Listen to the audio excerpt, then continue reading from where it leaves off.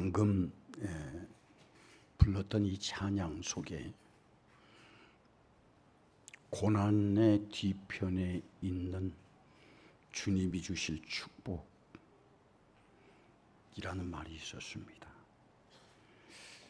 우리가 살아가면서 고난을 받을 때에 어떤 사람은 그 고난이 그 사람에게 끝장이 될 수가 있고, 어떤 사람은 그 고난 뒤에 숨겨진 말로 표현할 수 없는 하나님의 축복인 사람도 있습니다.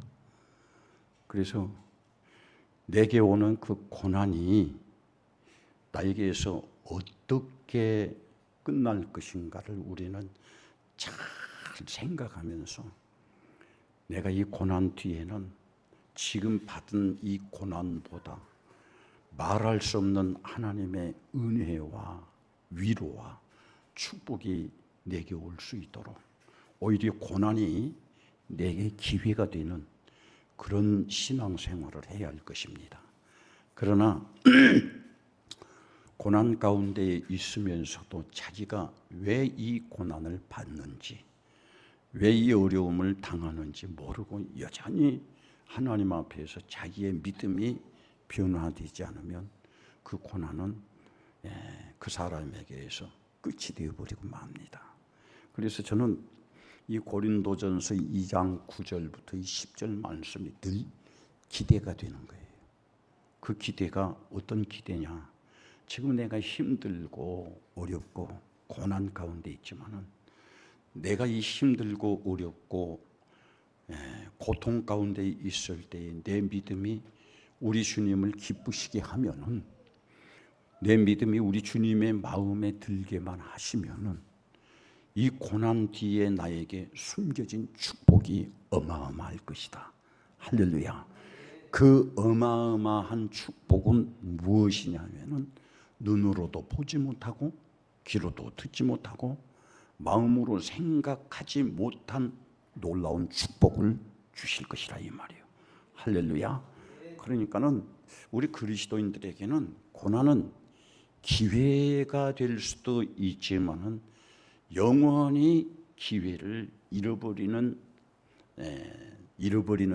것이 될 수도 있습니다. 그래서 오늘 이 말씀을 듣는 우리 모든 성도 여러분들, 여름날에 참 고생이 많으십니다.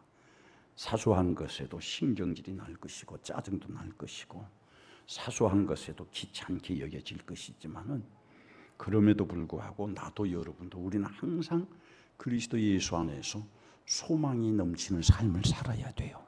할렐루야. 그 소망이 넘치는 삶은 어떤 삶이냐? 내가 힘들지라도 어려울지라도 근심이 많을지라도 하는 일이 안 될지라도 주님 앞에서 보여지는 내 믿음이 우리 주님을 기쁘시게 함으로 말미암아 여러분들의 믿음이 여러분의 생전에 한없는 기회가 되기를 주의 이름으로 축원합니다. 잘 아는 말씀이지만은 아브라함이 큰 시험을 많이 당했죠. 그러나 아브라함에게는 그 시험을 통과할 힘도 없었고 어떻게 이런 시험을 이겨낼까? 그 아브라함에게 당한 시험은 아들을 죽여서 하나님 앞에 바치라는 거예요. 하나님의 명령이지만은 아브라함에게는 큰 고통이고 고난이고 괴로움이고 말로 표현할 수 없는 절망과 좌절의 시험이었습니다. 왜 하나님께서 아브라함에게 이런 감당할 수 없는 시험을 주셨느냐? 하나님은 아브라함에게 축복해 주시기 위해서, 복을 주시기 위해서. 할렐루야. 그 아브라함에게 네가 내가 주는 복을 받을 만한 믿음이 있느냐 없느냐, 이것을 시험해 보시기 위해서 아들을 죽이라는 시험을 주었습니다. 그런데 하나님의 명령 앞에서 기쁘게 감당해야 할 것인데 아브라함의 속은 녹아내려요. 그럼에도 불구하고 그 고통스러운 시험을 하나님 앞에서 순종할 때에 하나님이 아브라함을 부르시고 하신 말씀이 아브라함아, 이제야 네가 나를 사랑하는 줄 알았다. 할렐루야. 우리는 고난 가운데에서 주님의 말씀을 순종하고 믿음을 지켰을 때의 아브라함처럼 하나님을 사랑하는 믿음을 하나님 앞에 증명해 보여줘야 합니다. 그때에 증명해 보여준 이 믿음이 그 사람에게는 기회가 될 것이고 축복이 시작이 될 것이고, 그래서 아브라함도 그때에 이 모리아에서 하나님 앞에 믿음을 증명해 보았을 때 아브라함에게 주시고자 준비되어진 축복이 드디어 공개가 되었어요. 그래서 아브라함은 그곳 이름을 여호와 이레라 그렇게 불렀다고 그랬습니다.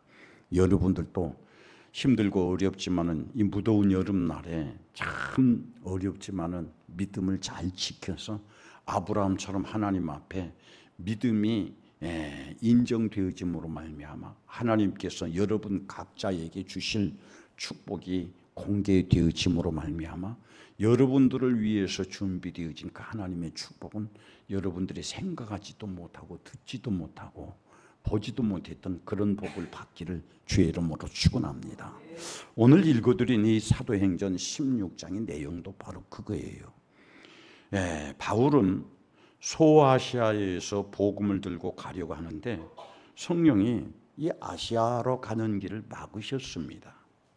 그래서 바울은 비두니아 쪽으로 가려고 하는데 오늘 말씀에 따라합시다. 예수의 영이 허락하지 않더라. 여러분, 하나님의 은혜를 받기를 원합니까? 사랑을 받기를 원합니까? 축복을 받기를 원합니까? 도움을 받기를 원합니까? 우리가 무슨 일을 할 때마다 우리 속에 예수의 영, 성령이 감동을 주십니다. 성령이 우리의 갈 바를 가르쳐 주셔요. 성령이 우리의 행할 바를 가르쳐 주셔요. 그런데 우리는 살아가면서 성령의 감동보다도 성령의 깨우침보다는 어느 쪽에 더 내 손과 발이 먼저 움직이냐면 내 생각에, 내 계획에, 또 사람의 말에 먼저 움직여버리고 맙니다. 그래서 우리가 신앙생활하면서 우리 속에 평안함이 없는 것은 무엇 때문이냐면 내 생각과 내 계획과 사람의 말 때문에 성령의 음성을 무시를 해버려요. 불순종을 해버려요. 여러분, 성령이 내게 감동을 주실 때에는 그것이 내게 감당할 수 없는 짐이 되어도 내가 감히 내 몸으로는 해낼 수 없는 내 능력 밖의 일이 될지라도 내 계획과 부딪히는 일이 될지라도 성령이 내게 감동을 줄 때 내가 그렇게 하면은 거지가 되어버릴지라도 우리는 성령의 감동에 순종하는 사람이 되어야 돼요. 할렐루야. 왜 성령의 감동이 되어야 하느냐면은 성령께서 시키는 일에는 하나님이 책임을 져 주셔요. 그러나 누구든지 초등학생도 아는 일이지만은 자기의 행위에는 자기의 책임이 뒤따릅니다. 자기가 행하는 일에는 반드시 자기가 뒤따라요. 제가 초등학교 다닐 때에 선생님이 매일 숙제를 내줍니다. 국어 숙제, 산수 숙제. 숙제를 안 내주는 날이 없어요. 그러면 매일 내주는 숙제가 국어책의 문단 나누기, 전체 대강, 낱말풀이, 뭐 이렇게 내 생각에 3학년 때부터 6학년 졸업할 때까지 이 국어 숙제가 계속 문단 나누기, 낱말풀이, 또 전체 대강, 전체 뜻. 이걸 왜 이렇게 내주는 거 그랬더니 나중에 제가 목사가 돼서 보니까 야, 하나님이 나 목사시키기 위해서 이 공부를 이렇게 철저하게 시켰구나. 초등학교 때 배웠던 초등학교 때 얻어맞아 가면서 했던 그 숙제가 제가 목사가 되어서 이제 설교자로 살면서 얼마나 도움이 되는지 몰라요. 그때 그런 숙제에 대해서 숙제를 공부를 안 했더라면 내가 어떻게 됐을까? 그런 것들을 많이 느끼고 납니다만은 숙제를 그런다고 해서 내가 잘해가는 사람은 아니었어요. 그런데 숙제를 잘해가는 사람은 아니지만은 숙제를 안 해가는 날에 꼭 내가 기대하는 것이 있습니다. 숙제를 안 해가면은 이 첫 시간부터 학교 마지막 그 수업 마치는 시간까지 기대하는 게 뭐냐면 오늘 숙제 검사 안 했으면 좋겠다. 그러면 첫 시간도 숙제 검사 안 하고 둘째 시간도 숙제 검사 안 하고 셋째, 넷째 시간 숙제 검사 안 하면 이제 점심 시간이 되면 아하 오늘 숙제 검사 안 할 모양이구나. 상당히 기대가 됩니다. 그런데 딱 다소 이제 점심 먹고 5교시, 6교시 되면은 막 거의 끝나갈 무렵에 오늘 지금 숙제 검사합니다. 숙제 한 건 내오세요. 그러면은 뭐 이제 안 할 줄 알았는데 숙제 해온 거 내놓으라고 하면 안 하면은 이제 손바닥을 되게 맞습니다. 뭐 지금같이 이렇게 뭐 훈계가 아니에요. 그때 숙제 안 해온 사람들 맞는 건 거의 폭력입니다. 선생님이 폭력이에요. 자기 감정, 신경질 다 부려가면서 때려도 누구 하나 항의를 하지는 못해요. 그리고 선생님이 한 얘기가 뭐라냐면은 안 한 사람은 안 한 대로 반드시 대가를 받아야 한다. 그런데 우리 보세요. 제가 무슨 말을 하려고 하느냐 하면은 우리가 하나님의 말씀에 불순종하고도 그냥 넘어가기를 원해. 불순종의 대가를 치르지 아니하고 그냥 넘어가기를 원해. 내가 죄를 범하고도 죄값을 치르지 않고 그냥 넘어가기를 원해요. 그냥 넘어가기를 원하지만 성경은 그렇게 말을 하지를 않습니다. 반드시 행한 대로 갚아주신다는 거예요. 육체를 위하여 심는 자는 육체로부터 썩어질 것을 거둘 것이고 성령을 위하여 심는 자는 성령으로부터 위로를 받고 영생을 거둘 것이라고 그랬습니다. 그래서 우리는 아무리 덥고 힘들고 어렵고 근심되고 고통스러운 일이 있을지라도 항상 내 자신이 주님 앞에서 열매로 거둘 때 내가 무엇을 거둘 것인가를 생각하면서 그 대가가 내게 올 것이 무엇인가를 생각하면서 주님께서 내게 주시는 열매가 축복의 열매가 될 수 있도록 위로의 열매가 될 수 있도록 주님의 능력이 내게 나타나는 열매가 될 수 있도록 그런 믿음 생활을 해야 돼요. 그러기 위해서는 우리가 꼭 해야 할 것이 무엇이냐면은 성령의 감동에 순종해야 돼요. 성령의 그 감동에 잠시는 내가 계획이 취소되어지고 손해가 되어지고 내 자신이 한없이 비참해질지라도 성령의 감동에 순종해야 돼요. 하나님은 성령의 감동에 순종하는 사람에게 위로해 주시고 은혜 주시고 축복해 주시고 해결해 주시고 치료해 주시고 자유 주시고 평안함을 주신다 이 말이요. 할렐루야. 자, 오늘 여기도 바울도 그래요. 자기는 소아시아로 가서 복음 전하려고 얼마나 많이 준비를 했습니까? 기후에 대한 준비, 소아시아 쪽에 사는 사람들의 풍습에 대한 준비, 그 사람들의 성품에 대한 준비, 복음에 대한 준비. 그런데 예수의 영이 허락하지를 않아요. 전혀 지금 바울은 자기가 준비하지 못한 다른 일을 성령이 지금 명령을 하고 있습니다. 그러나 자기가 아무리 그렇게 계획이 되어 있을지라도 준비가 되어 있을지라도 바울은 자기의 준비와 계획을 다 포기하고 어디로 가느냐 하면은 예수의 영이 인도하는 대로 갑니다.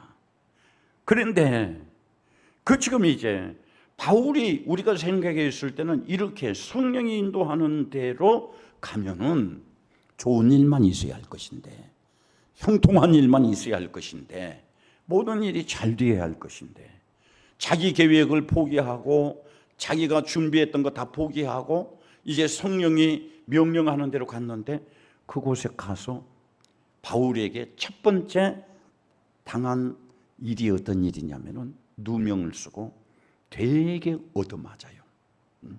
채찍을 맞습니다. 그리고 감옥에 갇힙니다. 그때까지는 바울도 그렇지 않겠어요? 참, 내가 준비했던 대로 내 계획대로 했더라면 지금 거기 가서 얼마나 전도를 열심히 했겠어. 그런데 나는 여기 와서 전도도 못하고 감옥에 갇히고. 정신 똑바로 차려요. 하루원의 집에서 지금 더운데 뭐 했어요? 정신 차려 예배 드려야지. 감옥에 갇히고 내가 하고자 하는 일을 전혀 지금 하지 못하도록 감옥에 가두어 버립니다. 이해가 안 되는 거예요. 어떻게 하나님의 일이 이해가 안 되게 이렇게 하나. 그렇게 할 거예요. 그러나 바울의 믿음은 어떤 믿음이었느냐면 지금 현재 자기가 당한 일에 이해가 안 되고 아무런 계획대로 되어지지 않냐고 열매가 맺히지 아니해도 바울은 거기에서 자기의 믿음이 방해를 받지 아니했다는 거예요. 여전히 기도할 시간에 기도하고 예배할 시간에 예배하고 찬송할 시간에 찬송하고. 여러분, 우리가 살아가면서 우리 삶 속에서 이해가 안 되는 하나님이 내가 지금 행하는 일에 복을 주실지언정 은혜를 베푸실지언정 왜 내게 지금 이런 시련이 오고 이런 고난이 오고 내가 받아들일 수 없는 이해가 안 되는 일이 내게 일어나는가 하면서 그렇게 짜증도 나고 원망도 생기고 그럴 법한 일들이 우리에게 많이 일어납니다. 그러나 성도는 그럼에도 불구하고 꼭 붙잡아야 할 것은 믿음. 따라합시다. 믿음을 붙잡아야 돼요. 그때에 이제 바울은 예배하고 기도하고 찬양할 때에 하나님이 바울로 통해서 하시고자 하는 이 빌립보에서의 이 일이 공개가 됩니다. 빌립보에 예수 그리스도의 복음을 전할 때에 가장 먼저 빌립보의 교회를 세울 때에 간수장이를 회개시켜야 한다. 하나님의 계획이 있었던 거예요. 우리가 고난 가운데 있습니까? 어려움 가운데 있습니까? 근심 가운데 있습니까? 하는 일이 잘 안 됩니까? 그 일이 지금은 내가 그 현장에서 고난의 현장에서는 이해가 안 되지만은 잠시 후에는 나로 통해서 하나님이 하시고자 하는 그 일에 공개가 될 때에 나는 위로를 받게 되고 힘을 얻게 되어지고 하나님의 은혜를 누리게 된다는 겁니다. 여러분, 이 사도행전 16장의 내용처럼 우리도 우리 삶 속에서 굉장히 절망하고 좌절하고 내가 계획하고 내가 생각하고 원하는 대로 안 되는 것들이 대다수입니다. 자기가 원하는 대로 안 되는 일이 너무 많아요. 모든 일이 자신의 뜻대로 안 될 때 우리는 어떻게 됩니까? 무슨 일이 지금 현재 무슨 일이 내 뜻대로 안 됩니까? 어떤 사람은 질병이 있으므로 내 뜻대로 안 되고 어떤 사람은 해결할 수 없는 문제를 만났을 때 어떤 사람은 또 그 문제에서 헤어나올 수 없는 환경에 처해 있을 때에 또 어떤 사람은 사람들이 자기를 과소평가할 때에 또 어떤 사람은 자기의 소망이 끊어질 때에 이렇게 수많은 일들로 통해서 악한 마귀 사탄은 우리에게 좌절감을 가져다 줄 때가 많습니다. 그러면은 이런 좌절이 올 때에 내게서 나타나는 일이 어떤 일이 나타납니까? 우리가 사소한 것이라도 내가 원하는 대로 내가 바라는 대로 안 될 때 이런 좌절을 할 때에 이제 내게 나타나는 반응은 현실이 싫어지고 사람이 싫어지고 모든 매사가 신경질적이고 의욕을 잃고 또 소심해지면서 또 심하면은 우울증까지 걸리게 되고 또 거기에서 더 심해지면 자기의 몸을 해치는 이런 일들까지 빠지게 됩니다. 정말 이런 좌절감이 올 때가 많이 있어요. 그러면은 이런 좌절감이 올 때 우리가 이 좌절감에서 빠져나오기 위해서는 어떻게 해야 하느냐? 하나님이 나로 통해서 하시고자 하는 그 계획을 순종하라는 거예요. 할렐루야. 하나님의 뜻을 순종하라는 거예요. 대부분의 사람들이 왜 좌절을 하느냐면 자기 계획대로 하려고 하니까, 자기 욕심대로 살려고 하니까, 자기 방법대로 살려고 하니까 이런 좌절들이 온다는 겁니다. 그러나 오늘 설교한 나도 이런 좌절을 뼈저리게 느껴보았고 경험해 보았습니다. 그런데 이런 좌절을 경험할 때 우리가 행해야 할 것이 무엇입니까? 시편 97편 10절 말씀에서 우리에게 이렇게 가르치고 있습니다. 한번 읽어봅시다. 시편 97편 10절 말씀 다 같이 시편 97편 10절 시작. 여호와를 사랑하는 너희여 악을 미워하라. 그가 그의 성도의 영혼을 보전하사 악인의 손에서 건지시느니라. 아멘. 자, 우리가 내 삶의 현장에서 이런 심한 좌절이 오고 절망이 올 때에 우리에게서 그럼에도 불구하고 회복되어야 할 것이 뭐냐면은 하나님을 사랑하는 믿음. 따라합시다. 하나님을 사랑하는 믿음.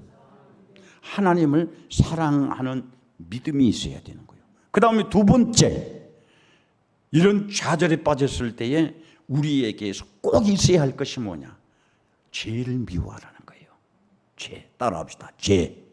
자, 하나님은 사랑하고 죄는 미워하고, 그럴 때에 하나님의 능력이 좌절에 빠진 그 사람에게 나타나는데 어떻게 나타나느냐? 그 악한 일에서 하나님의 손이 건져주신다는 거예요.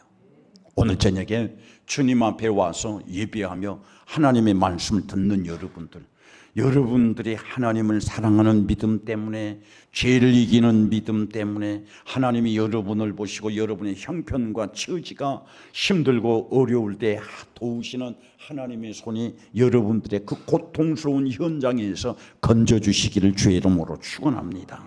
할렐루야. 예? 그래서 성도는 늘 이런 마음을 가지고 살아야 돼요. 누구나가 다 한평생 살면서 하나님의 축복을 받은 경험도 있고 또 하나님 앞에 매를 맞는 경험도 있습니다. 그러면은 지금 내가 이 바울처럼 감옥에 갇혀 있을 때, 다윗처럼 사망의 음침한 골짜기에 빠져 있을 때에 내가 행해야 할 것이 무엇이냐는 거예요. 성도는 자기 삶이 힘들면 꼭 성공시켜야 할 것이, 내가 과거에 어떻게 할 때에 하나님께서 나에게 은혜를 베풀어 주시더라, 내가 어떻게 할 때에 하나님께서 내 문제를 해결해 주시더라 하는 그때를 생각해야 돼요. 그리고 성도는 내가 어떻게 하면 하나님이 나를 향하여 채찍을 들더라 하는 것도 생각해야 하는 거예요.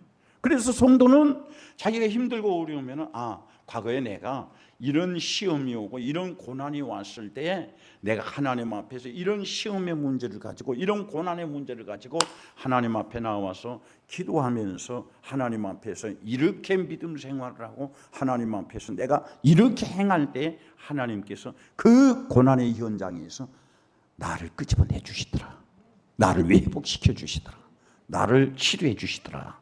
그런 것들을 기억하면서 그때의 그 믿음으로 돌아가야 돼요.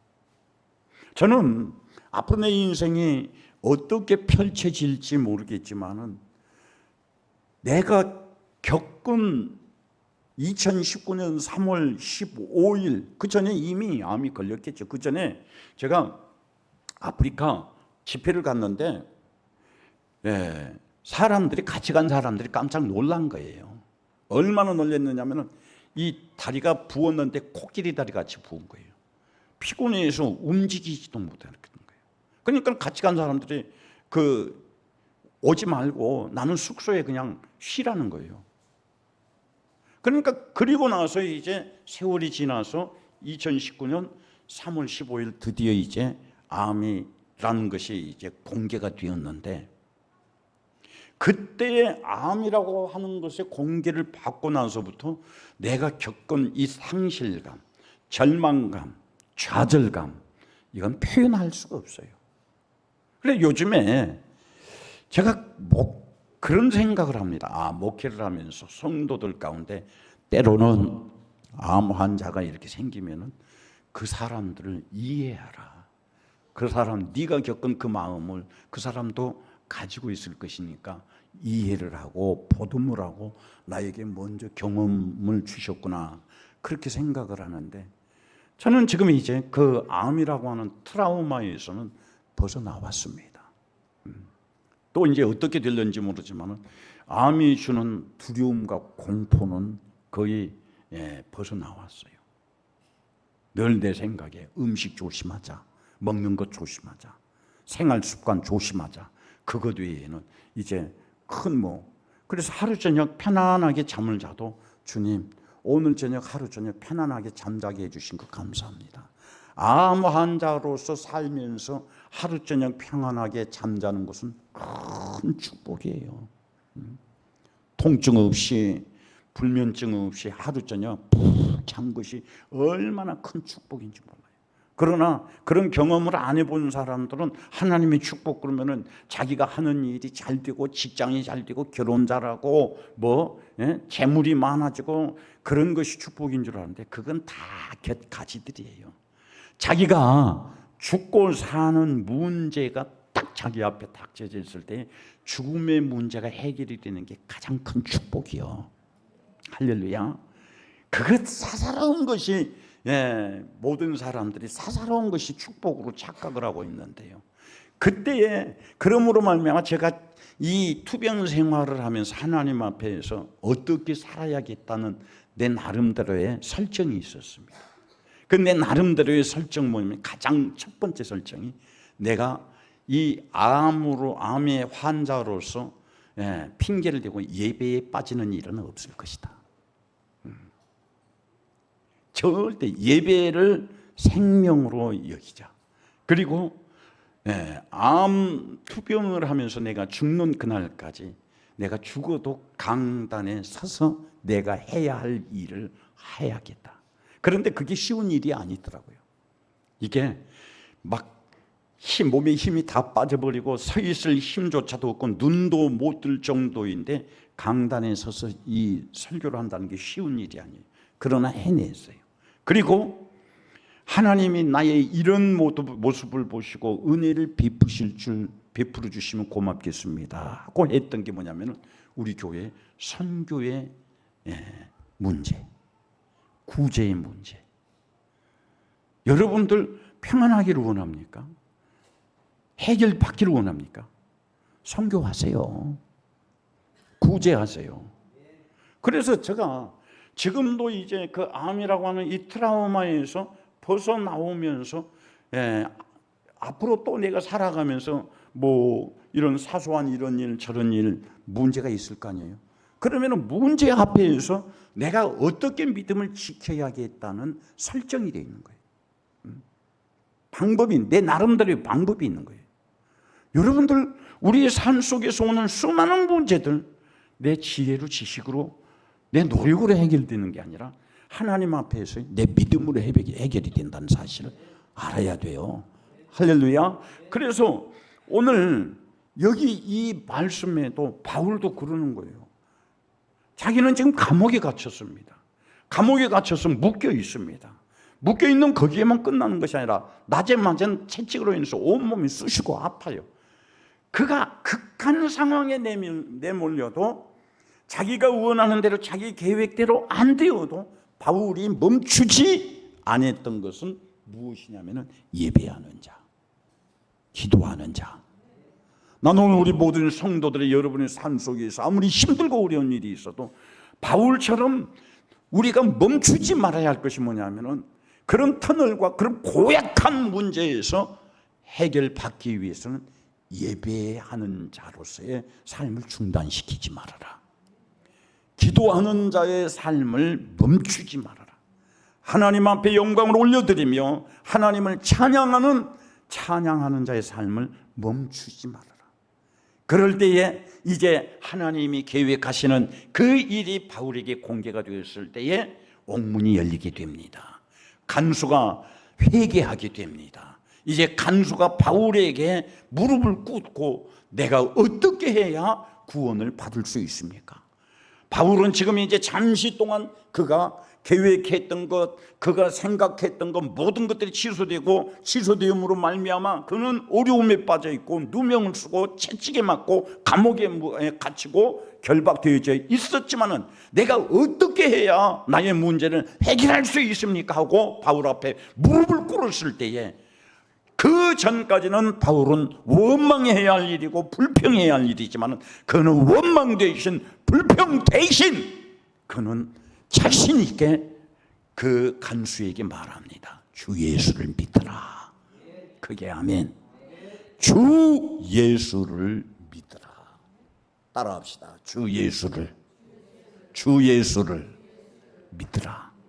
그리하면은 너와 네 집이 구원을 받으리라. 여러분, 예수 믿어야 돼요. 응? 내 속에 예수 믿는 믿음이 있는가 없는가 점검해 보세요. 예수의 인격이 나를 지배하고 있습니까? 예수의 명령이 나를 지배하고 있습니까? 예수의 인격이 나를 지배하지 못한다면 난 예수 믿는 사람 아니에요. 예수님의 말씀이 불순종되어진다면 나는 예수 믿는 사람이 아니에요. 오늘 저녁에 주님 앞에 와서 여러분들의 삶 속에서 일어나는 수많은 문제로 근심하고 염려하고 왜 나만 이런 고난을 겪느냐고 의문을 가지는 성도가 있으면 여러분들 예수 믿으세요. 예수 믿으세요. 예수 믿으세요. 예수 믿으세요. 예수 믿으면 그 대가가 뭡니까? 여러분들의 그 고난에서 구원을 해주신다는 거예요. 해결해 주신다는 거예요. 할렐루야. 진정한 예수 믿는 성도가 되기를 주의 이름으로 축원합니다. 그 다음에 마지막으로 우리가 삶 속에서 내가 의도하지 아니하고 생각하지 못했던 그런 시련이 오고 어려움이 올 때 우리가 그런 시련 속에서 어떻게 합니까? 어떤 사람은 제가요 투병 생활할 때 이 화학고등학교 선생님이 찾아왔어요. 그분 돌아가셨는데 찾아와가지고는 그 평생 자기는 학생들 가르치는 선생이었어.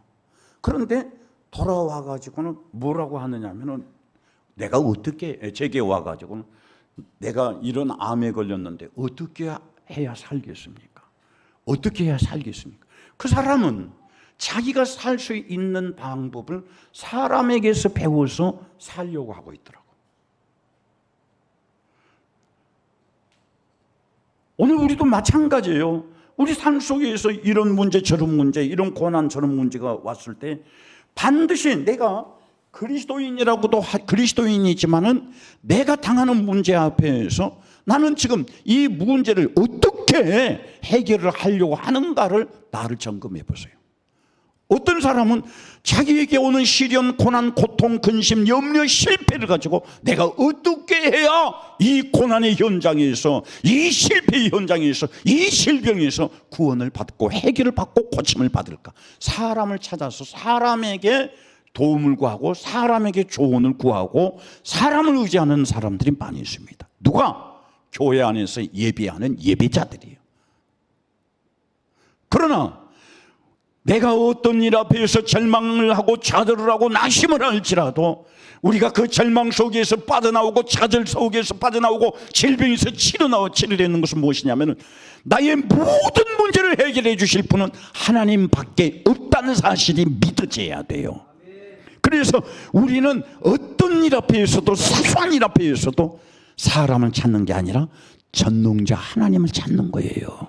할렐루야.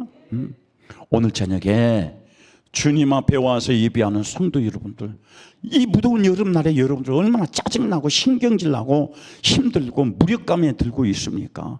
사소한 일에도 참 좌절이 되죠. 또 여러분들 작은 일에도 근심되고 걱정되죠. 그러면 여러분들이 가지고 있는 이 근심이나 걱정이나 고민이나 문제나 안 되는 일이 여러분의 소원이 여러분들 과연 어떻게 해결합니까? 사람을 찾아갑니까? 오늘 이 말씀이 우리에게 주신 가장 키포인트가 바로 이거예요. 전능자 하나님을 찾으라. 따라합시다. 전능자 하나님을 찾으라. 전능자 하나님을 찾으라는 거예요. 아모스서에서도 이스라엘 백성들이 왜 망했느냐? 하나님을 찾지 않기 때문에 망했다는 거예요. 한번 읽어보십시다. 성경을 한번 읽어보십시다. 아모스 5장 4절을 한번 읽어봅시다. 그들에게도 지식이 있었습니다. 하나님을 섬기는 믿음이 있었습니다. 그럼에도 불구하고 그들이 망했던 이유가 왜 망했느냐? 아모스 5장 4절 시작. 여호와께서 이스라엘 족속에게 이와 같이 말씀하시기를 너희는 나를 찾으라 그리하면 살리라. 오늘 저녁에 결론의 말씀이요. 따라합시다. 하나님을 찾으라. 그러면 살리라. 하나님을 찾으세요. 하나님을 찾으라. 그러면 너희에게 길이 열릴 것이다. 하나님을 찾으라. 그러면 너희는 그 수렁에서 건져주실 것이다. 하나님을 찾으라. 그러면 너희 염려를 바꿔서 평강을 주실 것이다. 하나님을 찾으라. 모든 질병에서 구원해 주실 것이다. 꼭 오늘 이 말씀을 아모스 5장 4절 말씀을 명심하시고 여름에 이 여름날에 스트레스 조금만 받고 내게 근심되고 염려되는 일이 있다 할지라도 하나님을 찾음으로 말미암아 여러분의 삶의 현장에서 오는 모든 여러분의 한계를 하나님의 능력으로 해결받기를 주의 이름으로 축원합니다. 다시 말씀드리지만 누구나 좌절감은 있습니다. 누구나 병은 듭니다. 누구나 실패는 합니다. 누구나 길은 막힙니다. 누구나 자기가 하는 일을 하지 못하도록 결박은 당합니다. 그러면은 그런 모든 문제 앞에서 우리는 어떻게 접근을 하나요? 사람 찾지 말라는 거예요. 사람 의지하지 말라는 거예요. 하나님을 찾으라는 거예요. 할렐루야. 하나님을 찾으세요. 그리고 성도는 잠시 자기가 당한 그 고난이 자기 인생의 끝이 되어버릴 수도 있어요. 그러나 그 고난이 오히려 더 큰 축복의 기회가 될 수가 있습니다. 나는 오늘 우리 모든 성도들이 질병으로 신음을 하든지 사업으로 어려움을 당하든지 여러분들의 행하는 일이 잘 안 되든지 그것이 하나님 앞에서 끝이 되지 않기를 바라요. 오히려 기회가 되기를 바라요. 할렐루야. 그 기회는 어떤 사람에게 자기가 생각하지도 못하고 듣지도 못하고 보지도 못하는 기회가 되느냐? 하나님 앞에 인정받는 믿음이에요. 우리가 이 믿음을 갖기 위해서는 내 생각이 포기되어야 돼. 내 계획이 포기되어야 돼. 그래서 히브리서 11장 6절 말씀의 결론으로 믿음이 없이는 하나님을 기쁘시게 하지 못하나니 하나님께 나아가는 자는 반드시 그가 계신 것과 또한 자기를 찾는 자들에게 상을 주실지어다. 주심을 믿어야 할지니라. 할렐루야. 꼭 어려움 당한다고 해서 어려움의 현장에서 절망하고 좌절하지 마시고 이 어려움으로 인해서 스트레스 받지 마시고 오히려 이 어려움이 내게 기회가 되되 어떤 기회? 내가 상상할 수 없는 축복의 기회로 만드는 성도가 되기를 주의 이름으로 축원합니다.